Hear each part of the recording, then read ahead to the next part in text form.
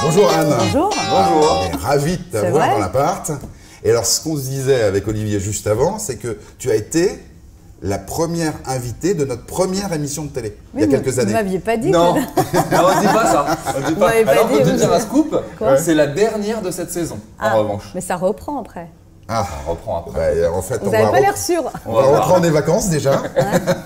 Et puis après, effectivement, il y a une nouvelle vie qui s'installe l'année prochaine pour cette émission. Oui. Et on garde le secret. Pour l'instant, on garde le secret. Ouais. Ça fait monter les enchères. On n'a rien en fait, en vrai. Bon, Anne, effectivement, on est très content. Cette émission s'appelle Enquête d'appart. La question est maintenant rituelle. Est-ce que tu es en quête d'appart? Alors là, non. Mais je n'ai pas arrêté cette année. C'était une grosse année immobilière. J'ai vendu un appart, acheté un autre appart, et acheté des bureaux et fait des travaux et dans l'appart et dans... Oh là, des travaux. Et par contre, j'ai vendu l'appartement toute seule, sans agence. Oui, mais tu es une grande professionnelle de l'immobilier, attention. Non, mais j'ai fait, en fait, j'ai vraiment fait les trucs de Stéphane Plaza, mais vraiment, j'ai pris une femme qui m'a dit, il faut enlever ça, ça, ça. Enfin, en gros, tout fallait tout enlever. Tout Anne, c'est pas terrible. On va tout refaire. Elle a débarrassé l'appartement, elle l'a épuré. Non, mais c'était vraiment des très bons conseils parce que ça change tout, c'est incroyable. J'ai repeint. J'ai fait venir un paysagiste pour le balcon. Là, le mec, il m'a un peu niqué, c'est-à-dire, il m'a pris une blinde, il m'a mis de l'herbe à chat. J'ai dit, mais c'est quoi? Mais non, c'est très tendance. J'ai dit, oui, mais c'est tendance. C'est tendance un appartement des abbesses, mais là, on est dans un. Non, c'est pas tendance. Du coup, je me suis retrouvée à aller à Montsouffleur avec une copine acheter des bougainvilliers. Ah oui, c'est ça, c'est mieux. Oui. Et le paysagiste, je l'ai trouvé un peu, c'était genre le Karl Lagerfeld du...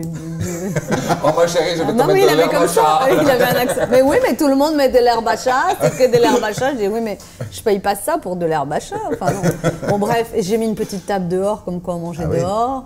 Voilà. Et surtout, pour mettre en situation, pour que les gens puissent se projeter. Ouais, non, mais c'était magnifique, c'était tellement beau et rangé, mais incroyable.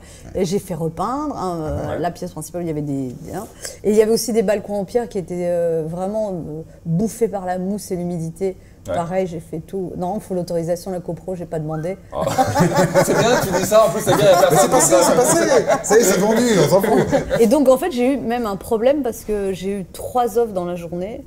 Et en fait, j'ai vendu 2 fois l'appart. Réellement ou Non. En fait, elle met bien son fil. Elle va sortir d'ici à un contrôle fiscal. Non, mais en fait, c'est-à-dire, j'avais des gens qui voulaient l'acheter, qui se sont désistés. Et après, il y avait le 3e. D'accord. Et comme je lui ai envoyé un mail, j'ai dit, ben voilà, les autres se sont désistés, est-ce que vous êtes toujours intéressés? Et là où j'ai fait l'erreur, mais c'était en pleine nuit, j'ai dit, si vous êtes toujours intéressés, merci de nous donner, je sais pas quoi, l'adresse du notaire et nous acceptons votre offre. Mais le mec, il me répond pas. Ça m'énerve. Je repasse l'annonce et je monte le prix. Et là, je retrouve une nana qui veut me l'acheter plus cher que Oui, mais quand j'ai prévenu le mec que je ne lui vendais pas, il s'est énervé parce qu'il m'a dit que j'avais envoyé un mail en disant, alors qu'il ne m'avait pas répondu. Mais attends, d'accord, mais t'envoies un mail à 4h du matin, le mec n'a pas répondu à 6. Qu'est-ce que je te dise? Non, il n'avait pas répondu 24 heures. Et donc j'ai dû quand même vendre à ce premier mec. Finalement. Oui, parce qu'il s'est énervé, on a failli. Mais justement, t'as vendu tout seul. Mais alors, ce qui m'intéresse, c'est que les mecs qui ont appelé pour visiter l'appart, est-ce que c'est toi qui as fait visiter quoi? Sans déconner. Ça doit être marrant. Mais en fait, c'était sur PAP et Le Bon Coin. Et en fait, il y a eu aussi des trucs bizarres parce qu'en fait, il y a eu Harry Habitant qui est venu le visiter et Louise Bourgoin. Donc en fait, à un moment, il y avait plein de monde dans l'appart. C'était surréaliste. Et il y avait Louise Bourgoin dans une pièce, Harry Habitant dans une autre. C'est cool. Et c'était quoi la motivation de déménagement? Le divorce. Ah, pardon. Voilà, c'est un truc. Alors, le mec qui met les pieds dans le plat, qui a tout compris. Mais c'est une des causes du déménagement aujourd'hui. Mais je me rappelle quand tu étais venu dans une précédente émission, tu nous disais que tu étais tellement passionné d'immobilier que souvent ça t'arrivait même de chercher pour des copines ou des trucs comme ça. Tu trouvais mieux que les agents immobiliers? Non, pas mieux parce que c'est compliqué. En fait, là, pour le coup, alors.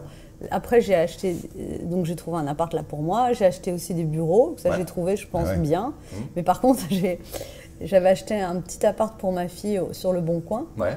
Et là, j'ai merdé. Raconte-nous, dis-tout, Bruno et Olivier. Et ben là, le problème, c'est la copro, en fait. C'est-à-dire que la nana, elle me fait les charges sont très très faibles. Alors, moi, je dis super. Génial. Sauf que l'immeuble est genre délabré, il est en train de s'effondrer, il est menacé de péril de la mairie de Paris, la copropriété ne veut pas faire les travaux. Et là, le jour, dans un autre bâtiment, il y a eu 2 explosions. Donc, et devant la porte de chez ma fille, en fait, il y a un compteur mais avec des fils, mais ça ne devrait même pas être autorisé, quoi. Et donc, je sais pas. Donc là, j'ai une réunion la semaine prochaine. Et en fait, il paraît qu'il y a une femme dans l'immeuble qui refuse tous les travaux. Donc faut faut la buter. C'est ça. Faut lui envoyer Non, mais c'est pas marrant cette histoire de... hommes de main. Enfin, c'est embêtant parce qu'après, l'appartement ne vaut plus rien. Bah oui, c'est ça. Si tu laisses en délabrement, effectivement, tu peux effectivement être embêté. Alors, tu sais que c'est les beaux jours. Les beaux jours, on parle d'immobilier, mais il y a aussi le rapprochement. Souvent, tu sais, c'est la fête des voisins. En ce moment, on est en plein, je sais pas si tu l'as vu, toi, moi j'ai eu le dîner des voisins. Le dîner des voisins? Ouais, dîner des voisins dans la cour, tout le monde amène des chaises. Mes voisins, ils m'aiment pas, moi. Donc, Et je voulais savoir, tu viens d'emménager quelque part, est-ce que tu as fait pote avec tes voisins? Est-ce que tu les connais? Est-ce que tu les connais pas? Alors, dans là où je suis, en fait, là, je suis locataire depuis 2 ans. Ouais, je suis pote. T'es pote? Oui, ça va. Alors, c'est pas ce qu'on nous a dit. Hein. C'est pas ce qu'on nous a dit. Bah écoute, voilà. Ouais. Quoi? Bon, on a dit à tout le monde qu'on te recevait, parce qu'on est très fiers de te recevoir, et on a reçu un message. Je vais te le montrer. Et ça corrobore pas trop tes informations. Alors, attends, je vais le mettre. C'est Léa Lando. Non, pas du tout, c'est pas elle. Oui, bonjour. J'ai entendu dire que vous receviez Anne Romanoff aujourd'hui. Eh bien, je voulais vous souhaiter bon courage. Ah oui, bon courage. Parce qu'elle n'est pas commode. Hein, moi, je suis sa voisine et je peux vous dire que je l'entends systématiquement hurler après sa fille, sans vous parler du bruit qu'elle fait la nuit. Hein, parce que les murs ont des oreilles, croyez-moi. Enfin, je veux dire, si on veut voir Anne Romanoff ou l'entendre, on va la voir en spectacle. Mais on n'est pas obligé de la subir à travers les murs de l'immeuble. Alors, si vous pouvez lui passer le message, ce serait adorable. Merci beaucoup. Au revoir. Voilà, les gens sont pas tous de ton avis. Qu'est-ce que c'est que cette voisine? Pas très sympa. C'est Léa Lando. C'est Léa Lando, on embrasse. Alors d'ailleurs, je vais le dire parce que c'est une copine Léa. Elle sera à Avignon pour 3 dates, le 14, 15 et 23 juillet à 16h au théâtre de l'Observance. Et on lui fait un gros bisou. Mais justement, ça nous permet de faire le pont. Tu vois, c'est bien foutu le truc. Oh là là. Sur la radio, parce qu'il y a beaucoup d'actualités pour Anne, mais il y a aussi la radio. Ouais. C'est une bande, c'est une vraie bande. Oui, tout à fait. Tu as réussi à reconstituer une bande comme de copains. Il y a Ben H, il y a Léa, il y a plein de gens. Michael Quiroga, ouais, ça marche très bien. Jean-Philippe Vizini, oui, ça marche très bien. La radio, effectivement, ça va être tout l'été. Il y a des choses après ou pas pour la rentrée? Normalement, ça continue, ouais. Bah t'es pas très loquace non plus, hein, non, sur l'année prochaine. C'est pas signé, voilà, mais... Et il y a cet objet? Oui. Oh là là, alors là, 30 ans de carrière, 30 ans de scène. Tous les sketchs, en fait. Tous les sketchs. Ouais. Alors, il y en a un qui m'a fait hurler de rire. J'avais pas de travail, je tournais en rond. J'ai dit à mon mari, plus personne s'intéresse à moi depuis que je suis au chômage. Il m'a dit, arrête de payer les factures, tu vas voir. Ça va revenir. Ça va revenir. Alors, plein de petites de choses de la vie comme ça. Ouais. C'est depuis 87, c'est ça? 30 ans, 31 depuis ans. Tous ceux qui te suivent depuis, c'est Bernadette Calme-toi, jusqu'à aujourd'hui. Ouais. C'est 400 pages. Alors là, clairement, c'est bien, on approche de l'été. Vous voulez vous marrer sur la plage, il n'y a pas mieux. Hein, c'est au Cherche Midi. Et ça marche super, il y a tous les sujets abordés, tous les spectacles abordés. Mais on rappelle quand même que c'est bien d'acheter le bouquin, mais c'est quand même bien aussi de venir te voir sur scène. Les deux, on peut faire les deux. On peut faire les deux. Allez, le spectacle continue. Il y a une grosse tournée là. Il y a une grosse tournée et là je suis en train d'écrire le nouveau et je pense que je le ferai à partir de la rentrée. Tu vas le roder à partir de la rentrée déjà? Ouais, je sais pas, là j'ai déjà 45 minutes mais il faut encore les roder parce que le problème quand on a un spectacle qui est hyper rodé, quand on met des sketchs moins… Oui, non mais t'as beau, t'es sur scène, genre ri, t'arrives avec ton nouveau sketch… ça c'est le problème d'être très populaire. Non mais c'est le problème de le temps que les nouveaux sketchs soient au niveau de l'efficacité, ça prend des fois un peu de temps. Mais à un moment il faut aussi se lancer dans les nouveaux parce que après je trouve que moi j'essaie que ça corresponde à ma vie, que je sois en adéquation. Et là, ce spectacle marche très bien, mais j'ai envie de changer des trucs. Donc je pense que je vais, comme faire une mayonnaise, incorporer progressivement les nouveaux sketchs jusqu'à avoir un nouveau spectacle. Et le thème du spectacle, il y aura un thème, il y aura un fil conducteur Je suis en train de le chercher. Ah ouais. Bon, alors par contre, là, il faut parler d'ordi et de ça, parce que ça, c'est quand même la grosse actualité. On montre. Alors, c'est pas ça, hein. C'est un site en fait. Hein. Ça s'appelle laplaceduspectacle.com. Ouais. C'est une super idée ça. canon. Alors, on va le dire pour nos téléspectateurs, en fait, tu as eu l'idée, il y a un petit peu plus d'1 an, je crois, quelque chose comme ça. Ouais, même moins d'1 an, donc de monter un site où en fait tu vas réunir tous les prestataires pour monter son spectacle. C'est ça. L'idée, c'était de réunir au même endroit tous les gens, pas n'importe qui, c'est vraiment des gens triés sur le volet, c'est pas tout le monde qui veut s'inscrire, c'est pas Malte. Ah, il y a un vrai filtre à montrer. Ouais, c'est moi qui filtre. Ça, les baskets, tu rentres pas. Après, j'ai 3 niveaux de compétences dans les gens que je référence. J'ai les starters, donc je prends quand même des gens qui sont débutants, mais il faut qu'ils aient fait une école, enfin voilà, qui sont quand même starter, pro et expert. Ah d'accord. Ça justifie aussi les différences de tarifs. Et l'autre problème qu'il y a dans ce spectacle vivant, c'est que souvent les gens ne donnent pas les prix.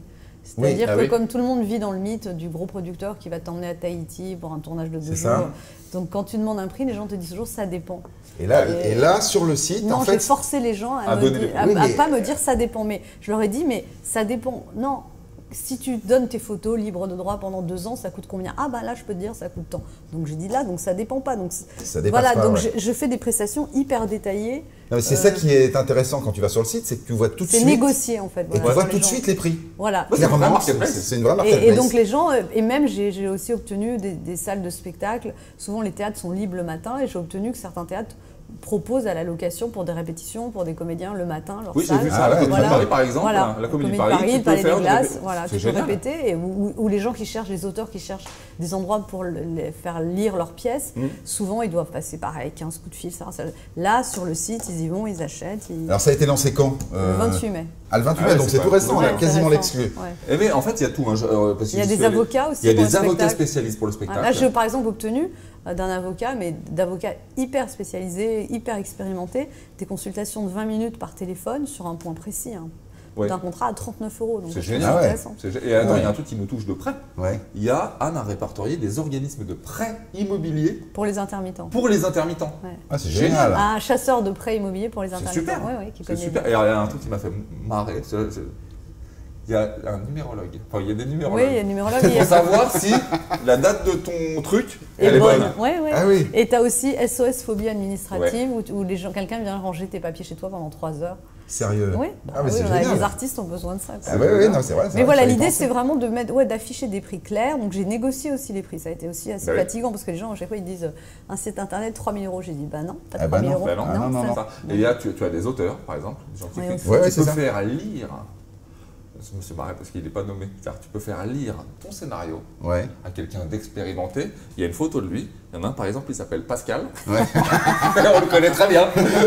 Et tu peux faire lire ton scénario à Pascal. Non, c'est Pascal Légitimus. Mais en fait, c'était le principe que je ne mettais pas les noms de famille, donc je n'allais pas changer pour lui. Ah oui, bah lui, on le reconnaît, bien sûr. Lui, il m'a dit, mais c'est ridicule, mais mon nom de famille. Et alors, bon, ça, c'est le petit doigt toujours celui-là. Il n'y a pas du ciné qui traîne bientôt, là? En fait, j'ai écrit un scénario que je devais faire cet été, mais il y a eu un petit souci avec le producteur, donc normalement, c'est l'été prochain. J'ai écrit une comédie. Génial.